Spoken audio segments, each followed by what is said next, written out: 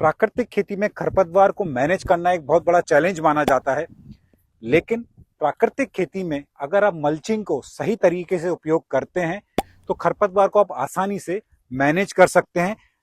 आप देखिए इस पपीते के पौधे के नीचे हमने किस तरह से मल्चिंग की हुई है। देखने वाली बात यह है कि जहां हमने मल्चिंग की है वहां बिल्कुल भी खरपतवार ग्रो नहीं कर रही है। ये सोयाबीन का भूसा है जिसकी हमने मल्चिंग की है, और इस मल्चिंग के आसपास आप देखिए जहां हमने मल्चिंग नहीं की है किस तरीके से खरपतवार यहां ग्रो कर रही है। एक और फायदा जो मल्चिंग का है, आप इस मल्चिंग के नीचे देखिए किस तरीके से माइक्रोबियल जो एक्टिविटीज हैं वो हो रही हैं, सूक्ष्म जीवाणु अपना काम कर रहे हैं, और आप ये देखिए धीरे धीरे धीरे ये डिकम्पोज होना चालू हो चुका है। इस मल्चिंग के नीचे की जो मिट्टी है उसका टेक्सचर अलग है, उसकी संरचना अलग है, और जहां हमने मल्चिंग नहीं की है वहां की मिट्टी भी वैसे हमारे यहाँ भुरभुरी है, लेकिन इस मिट्टी से अगर हम उस मिट्टी को कंपेयर करें तो बहुत अंतर है। और जब ये मल्चिंग डिकम्पोज होती है तो बेसिकली ये आपके खेत में ऑर्गेनिक मैटर बढ़ा रही है, और जब आपके खेत में ऑर्गेनिक मैटर ज्यादा होगा तो जाहिर से बात है कि आपके खेत का ऑर्गेनिक कार्बन भी बढ़ेगा।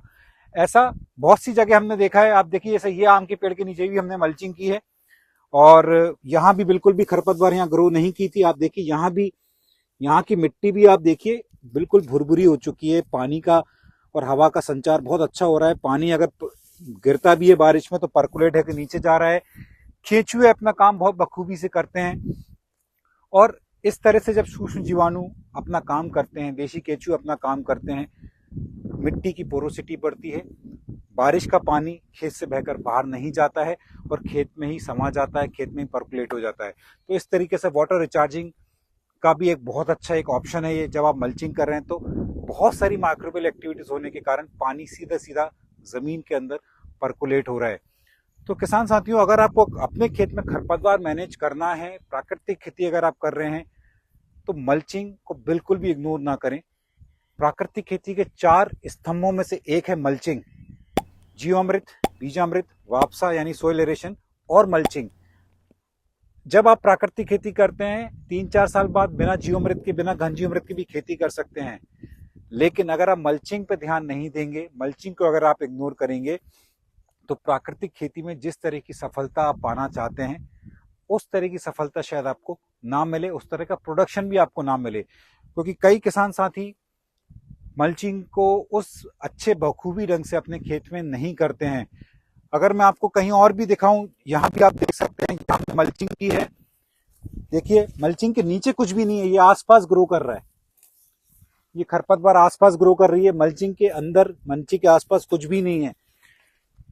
ऑब्वियसली जब हम इतने बड़े स्तर पर प्राकृतिक खेती करते हैं तो सारी जगह मल्चिंग करना संभव नहीं हो पाता है। तो कोशिश करें जो जो आपने फसलें लगाई हैं, खासकर बागवानी अगर आप कर रहे हैं या सब्जियां अगर आप कर रहे हैं, तो उसका जो रूट जोन है उसको आप मल्चिंग से अच्छी तरीके से कवर करें। कई किसान साथियों के डाउट्स होते हैं कि किसकी मल्चिंग करें, क्या हम सोयाबीन की भूसे की मल्चिंग कर सकते हैं, क्या हम गेहूं की भूसे की मल्चिंग कर सकते हैं, क्या हम धान की पराली की मल्चिंग कर सकते हैं। तो इस वीडियो के माध्यम से मैं आपको बताना चाहूंगा कि जो भी फसल अवशेष है आप उसकी मल्चिंग कर सकते हैं। इसमें इसका कोई भी नुकसान नहीं है। इसमें कई किसानों का ये सोच है कि अगर हम मल्चिंग करेंगे तो फंगस की प्रॉब्लम आएगी, दीमक की प्रॉब्लम आएगी। ऐसा कुछ भी नहीं है, ना फंगस की प्रॉब्लम है, और दीमक तो एक मित्र कीट है, और इसके ऊपर मैं 2 डिटेल वीडियो बना चुका हूं। अगर आपने वो वीडियो नहीं देखा है तो ऊपर आई कार्ड में एक बार आप लिंक क्लिक करके वो वीडियो जरूर देखिए। उस वीडियो में मैंने साफ बताया कि किस तरीके से दीमक एक मित्र कीट है जो हमारी फसलों को बिल्कुल भी नुकसान नहीं पहुंचाते हैं। तो मल्चिंग करते समय ये सारी बातों का आप ध्यान रखें। जो भी आपको फसल अवशेष मिलते हैं, चाहे वो गेहूं का भूसा हो, गेहूं के भूसे में इस तरह का एक मान्यता मानी जाती थी हमारे गांव में कि अगर आप गेहूं का भूसा करेंगे तो वो गर्मी करेगा। ऐसा कुछ भी नहीं किसान साथियों, आप बेफिक्र होके जो भी फसल अवशेष आपके पास मिलते हैं आप उसकी मल्चिंग कर सकते हैं। और जो खरपतवार हमारे यहाँ ग्रो हो भी रही है उसको हम देखिए किस तरीके से निकाल रहे हैं और वहीं के वहीं हमारे खेत में ही डाल रहे हैं, ताकि जब ये आगे जाके डिकम्पोज हो तो ये ऑर्गेनिक मैटर की तरह काम करे, हमारे खेत का ऑर्गेनिक कार्बन बढ़ाए।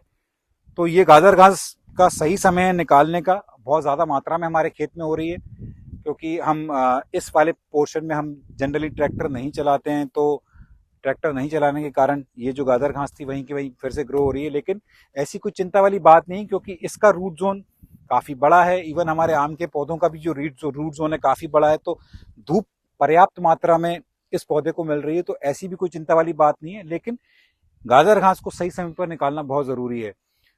तो साथियों, मल्चिंग एक बहुत ही महत्वपूर्ण स्तंभ है प्राकृतिक खेती का, इसको बिल्कुल बिल्कुल भी इग्नोर ना करें। वीडियो पसंद आए तो लाइक जरूर करिएगा, शेयर करें, कमेंट करें। मल्चिंग से संबंधित अगर आपके प्रश्न हैं तो कमेंट्स में जरूर पूछिएगा।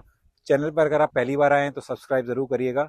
आपके एक एक लाइक से, एक एक सब्सक्राइब से एक बहुत मनोबल हमको मिलता है इसी तरह के वीडियो आप तक लाने के लिए। इंस्टाग्राम पर फॉलो जरूर करें और इसी तरीके से प्यार और आशीर्वाद बनाए रखें। Thank you so much.